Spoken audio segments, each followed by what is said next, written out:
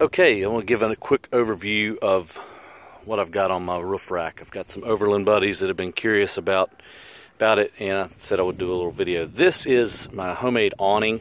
It's an 8x10 oiled canvas, and I've got a few posts on Instagram about how I did that. I tried to explain it. Basically, I've got this sandwiched here. This is white oak, and it's bolted through with stainless steel hardware through my outer roof rail right here.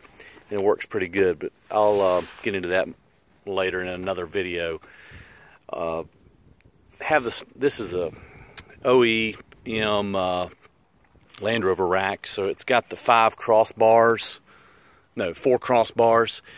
So since I'm running a 32-inch tire right now, I've got to put my spare up here. It won't fit in the stock spare tire holder. Well,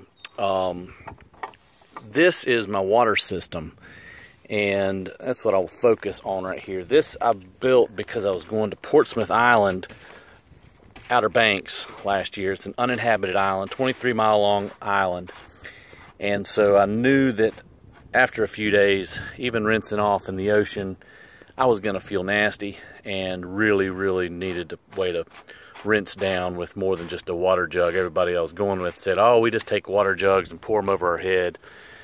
That just sounded like a lot of trouble and expense that wasn't necessary. So I knew we'd be going through a lot of ice. Everybody would be draining their coolers of ice water. And while that can get nasty in a cooler if it is contaminated with your food, I felt like it was going to be better than not being able to rinse down with fresh water. So this is 4-inch Schedule 40 PVC, and I've got stainless steel U-bolts. I bought 4 of those to attach this to the roof rack. Actually, I bought 3 of them, and so I didn't want this hardware rusting and corroding.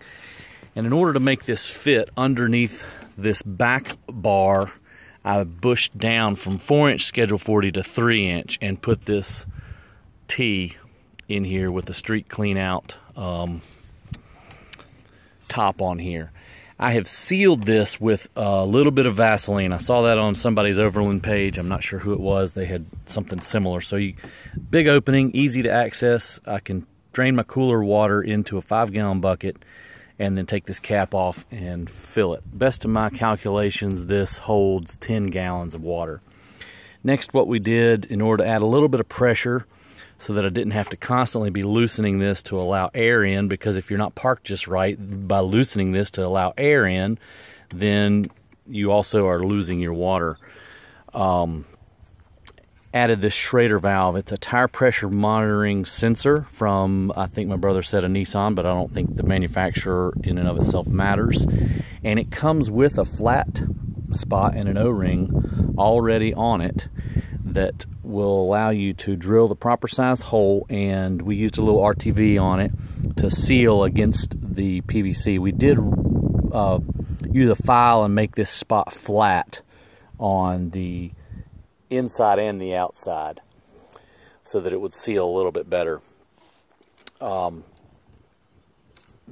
what I did is I took a boiler valve, and this was something I also saw on someone's Overland site, and I didn't really think it was going to work that great. So what I did was I drilled a smaller hole than needed, and then cut with a square file. I cut into the threads to make it like a self-tapping screw. And I would, since the boiler valve, this gate valve, has progressively larger threads, I would screw it in to this cap and then back it back out and gradually threaded it in all the way. And then I used some true blue goo that holds it there, and with this being Schedule 40, I feel like it's got plenty of threads to grip it, and it seems to work really nice. One consideration I had in mind was that I wanted to be able to stand on the ground and operate this, and my lift hatch not be in the way. So this works good. I can reach it from the ground. The thing that I am doing in addition to that is I'm going to modify the end of it and put this pressure relief valve on it.